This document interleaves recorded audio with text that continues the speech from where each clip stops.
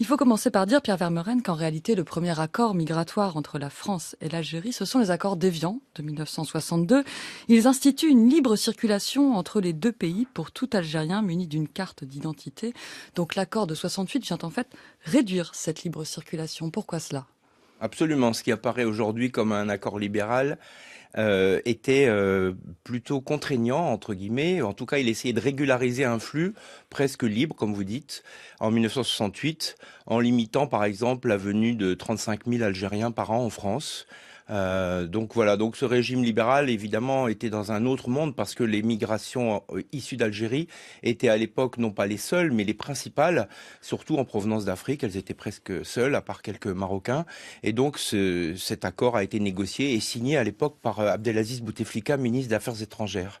Donc l'accord de 68 vise, dit, à contingenter l'immigration de la main-d'œuvre salariée. L'objectif, c'est